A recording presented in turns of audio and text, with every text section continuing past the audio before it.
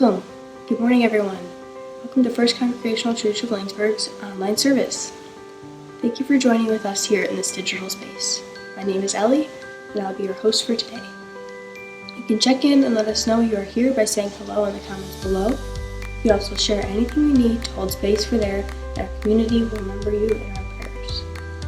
Today is the fourth Sunday of Easter, which is an 8-week season which explores the resurrection of Christ and the significance and meaning that has on our world today, and our responsibility toward the world as the people of God. Today is also Mothering Day, where we celebrate the women who practice the act of mothering in this world.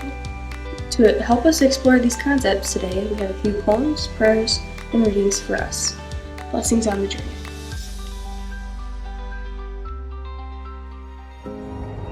Good morning. My name is Terry. I'm reading this call to worship for our church service this morning. I'm reading Psalm 23, the Message version by Eugene Peterson. God, my shepherd, I don't need a thing. You have bedded me down in lush meadows. You find me quiet pools to drink from. True to your word, you let me catch my breath and send me in the right direction. Even when the way goes through Death Valley, I'm not afraid when you walk at my side. Your trusty shepherd's crook makes me feel secure. You serve me a 6-course dinner right in front of my enemies. You revive my drooping head. My cup brims with blessing. Your beauty and love chase after me every day of my life. I'm back home in the house of God for the rest of my life. Have a good day. We light this single candle during the Easter season to remind us that Christ is the light of the world, and this candle dispels that darkness around it. May our lives, filled with the life and love of God, illuminate the world with the kindness and justice of God through both our actions and attitudes.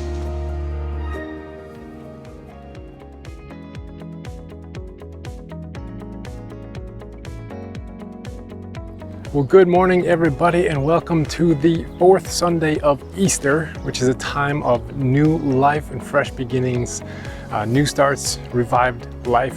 Easter is this proclamation that death has been defeated, and love proved more powerful than violence and hatred and betrayal and fear and all these that this systemic power asks of anyone who desires inclusion into its worldly prosperity and protection. That's the message of Easter.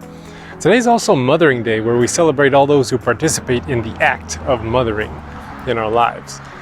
Last week we looked at how the resurrected Christ appeared to the 7 of the disciples who went home and decided to take up their old life and their old jobs of fishing again, and how Jesus used this illustration of 153 fish caught to remind them of a passage out of Ezekiel that describes the kingdom of God going forth from the temple to heal the world like a river. And this is their new job description. Well, this week we go back in time in John's narrative to chapter 10, and I wanted to know why. So I did a little bit of study on the topic, came up with some good questions, some good answers. Now, have you ever watched a movie and then seen like a flashback scene? A character in the movie starts to remember something from the past. Sometimes it's from the movie itself, and sometimes it's a whole brand new scene altogether, but from their childhood or something. Now, these flashback scenes in movies are supposed to remind us of something that happened in the storyline or character's past that is relevant to the plot right now. And it can answer questions like, well, why did she just do that? Or, by providing some character shaping scene from the past. Or who is this guy that's just shown up on the scene? By showing us where this person entered the storyline. Or, how are they going to get out of this one? And then it'll rewind to a skill that the character learned early on. Now, there's this scene from The Lord of the Rings, Return of the King, when Frodo is in Shelob's lair, the giant spider, in utter darkness. And then you hear Galadriel's voice remind Frodo of the gift she gave him, saying, "May it be a light to you in dark places when all other lights go out." And Frodo pulls the phial of Galadriel out of his tunic and fends off Shelob the spider. Now, if we hadn't heard her voice, we may have forgotten where Frodo received that light, like 2 movies ago. Now in chapter 20, the disciples meet the risen Christ and were filled with the Spirit and commissioned to go forgive sins. Then in chapter 21, they were commissioned to take the life of God's resurrection out into the world, with Ezekiel 47's illustration of this river flowing forth from the temple that brings life to the world. Now Peter was specifically given instructions to tend for the children of God as a shepherd, 3 times in a row over breakfast. Now today's passage out of chapter 10 is the flashback in the story of when Christ talked about being that good shepherd that he's now asking Peter to take up the reins and move it forward. Now the disciples are going to need this memory going forward. They're going to face a lot of questions and criticism and persecution and eventual martyrdom. They'll need this story as a light in dark places when all of the lights go out. And you and I need this reminder as well as we seek to live the resurrection life in the world in beneficial ways. So let's hear this passage read and do some exploring on the other side of what this can mean.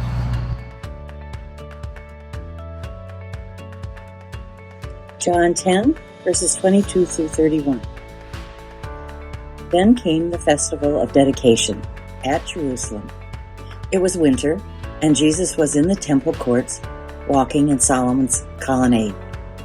The Jews who were there gathered around him, saying, "How long will you keep us in suspense? If you are the Messiah, tell us plainly." Jesus answered, "I did tell you, but you do not believe. The works I do in my Father's name testify about me, but you do not believe because you are not my sheep. My sheep listen to my voice. I know them, and they follow me. I give them eternal life, and they shall never perish. No one will snatch them out of my hand. My Father, who has given them to me, is greater than all. No one can snatch them out of my Father's hand. I and the Father are one." Again, his Jewish opponents picked up stones to stone him.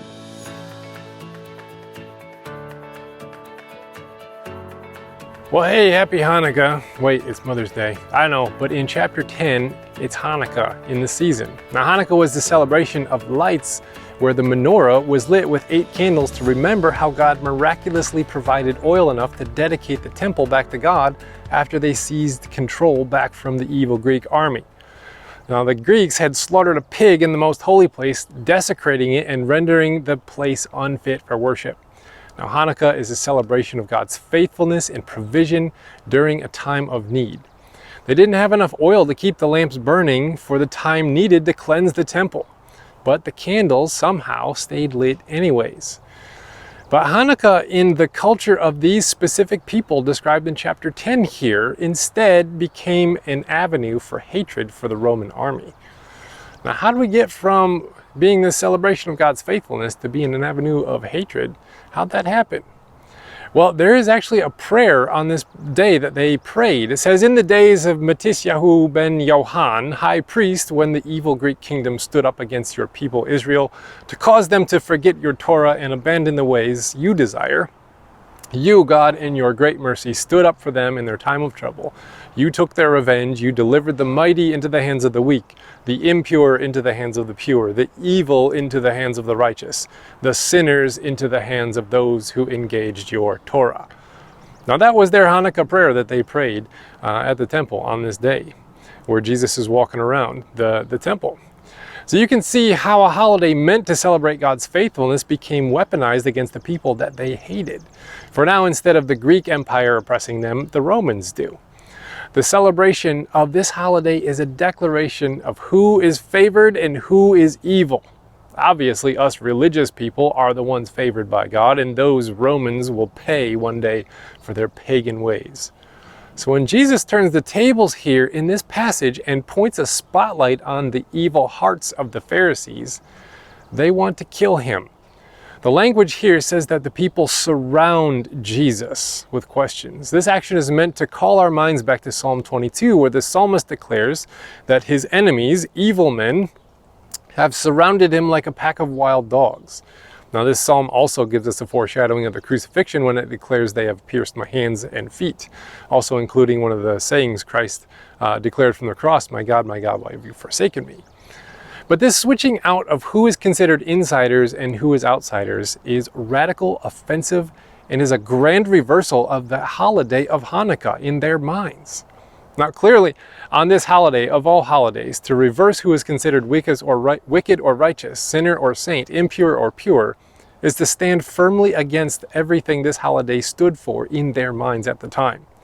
This is the celebration of God delivering the Israelites out of the hands of the evil Greek Empire and establishing them as an independent nation, well, until Rome came and annexed them again after a period of their own civil war. So the celebration of Hanukkah for them was also holding out in faith that God would deliver them from the evil Romans too. But Jesus is shining a light on this whole mindset that thinks God is choosing sides with one ethnicity or religious group against all others, and saying that only leads to war, violence, and hatred. Your religious teachers are not the righteous you think you are. And the Romans are not the evil ones that you think they are. Well, no wonder they want to kill him, and by the end of this passage, they're plotting to do it. Now, this passage is a light in dark places for the disciples who need to remember when they encounter similar pressures and criticisms, bringing the life of the resurrection into this world. This is what happened to Jesus, but he overcame it.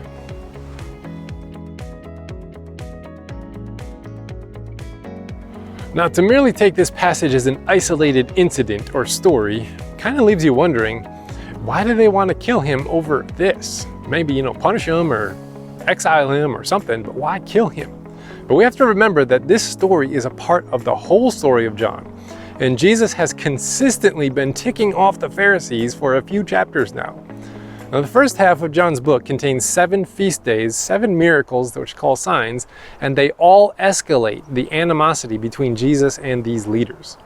Now, starting in chapter 7, Jesus said some very controversial things against these leaders, basically telling them that they're not in the cool kids club for being counted righteous before God, merely based on affiliation.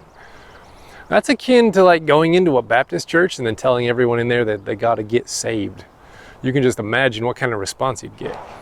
Well, Jesus is getting the same kind of response out of these Pharisees. Fast forward a little bit into chapter 9, and Jesus heals a blind man. That's pretty awesome, right? Well, he did so on the Sabbath day of rest, which was a violation of religious laws and codes according to the Pharisees. Now, this creates division among the people, those who can see with their eyes this miracle that was just performed, and those who get hung up on the logistics of Jesus doing this great deed against the laws of the Sabbath. So he tells the Pharisees that they are blind and cannot see what God is doing, even though it's happening right in front of them, literally. But he says that their guilt is not that they are blind, but their guilt comes from claiming to be able to see and yet being blind. That's where they get hung up. Now, Jesus is really ruffling some feathers. Then he teaches about how he is the good shepherd, quote, which in reverse is an accusation against them being bad shepherds, which is actually a reference to Ezekiel 34, where God condemns the religious leaders for profiting at the expense of the sheep. Literally saying, you leaders are getting fat while the sheep wander and get picked off by wolves. So you can see that the situation is escalating here, and it comes to a head in this passage. After Jesus says these things, the religious leaders want to execute Jesus for blasphemy. But they ask him, tell us plainly, are you the Messiah? To which Jesus pretty much responds, haven't you seen what I just did? I healed the blind man. God is at work right in your midst, and you still can't see it, and you're still the ones who are blind. You see, it's often the people who define God so strictly that have a hard time seeing what God is actually doing, what God is judging, what God is blessing, what God is revealing, because their expectation of God is too defined.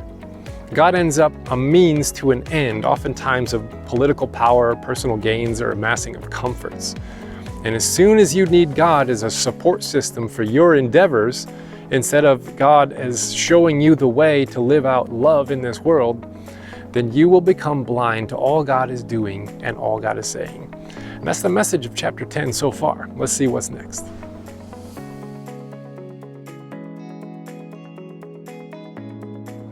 So if you go and Google "not my job" meme, you get some really funny pictures of people who just didn't care. Like, whose job is it to put away this shovel? Definitely not the blacktop workers. Whose job is it to move the clock? Well, definitely not the plumbers. Whose job is it to move this tree branch out of the road? Well, not the stripers painting. And whose job was it to move this bench? Not the gutter workers. Whose job was it to move the ladder? Not the carpenter. Nope. Whose job is it to go back and get the ST stamp instead of the TH stamp? Not the pavers, so 41st Street it is. That's hard to say.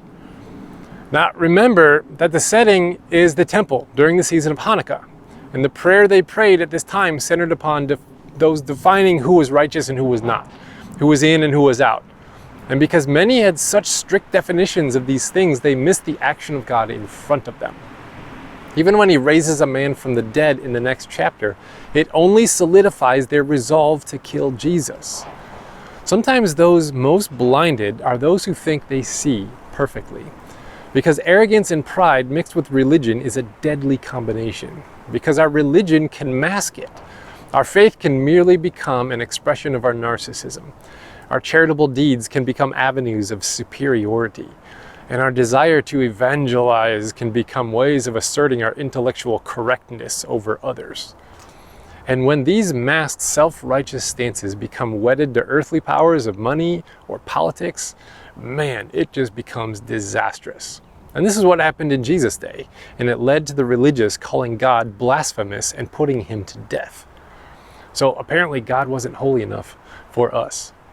But Jesus says in this passage, the Father and I are one, which is the best news possible. This means that the way of Jesus, the way he is living, is revealing the character of God. And who Jesus is accepting, God is accepting. God looks exactly like Jesus, and not like those gatekeepers who claim to be revealing God, but are really just self-righteous. The religious expectations we make for our cultures are not God ordained. Jesus is the shepherd, and his sheep know his voice. See where the emphasis lays? The sheep and the shepherd, not the sheep and the religious gatekeepers. It's not my job. As Thomas Merton says, our job is to love others without stopping to inquire whether or not they are worthy.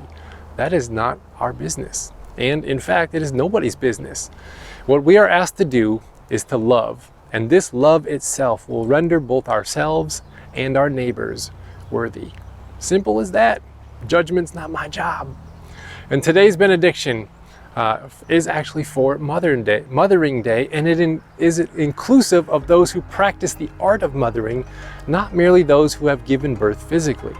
And it comes from poet Jan Richardson, one of our favorites around here, and she expands mothering into the act and the art, and not just the mere person. So thank you to all those who have mothered us along our way and helped us see, birthed new dreams within us, and held space for our formation. You have been Christ to us, and you have been a good shepherd. We'll see you next week. Peace out.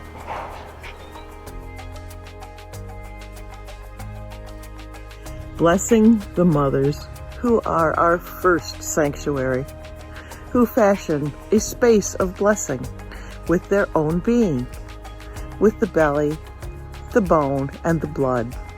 Or, if not these, then with durable heart that offers itself to break and grow wide, to gather itself around another as refuge, as home, who lean into the wonder and terror of loving what they can hold but cannot contain, who remain in some part of themselves, always awake, a corner of consciousness, keeping perpetual vigil, who know that the story is what endures, is what binds us, is what runs deeper, even than blood.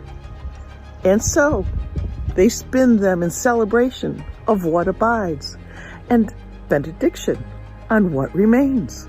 A simple gladness that latches onto us and graces us on our way. By Jan Richardson.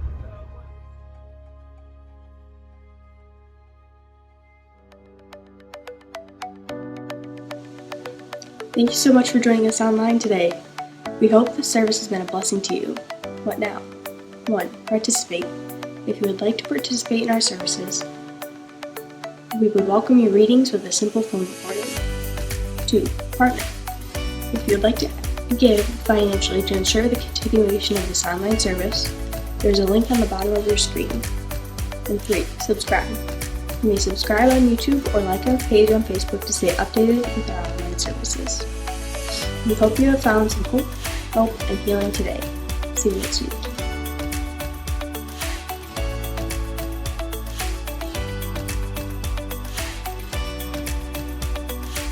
This river flowing from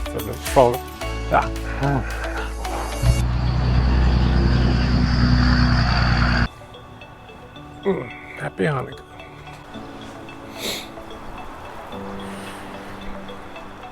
And we are in the midst of Lent in our community. No, we're not. Almost there. Almost there. We can do this. Got it.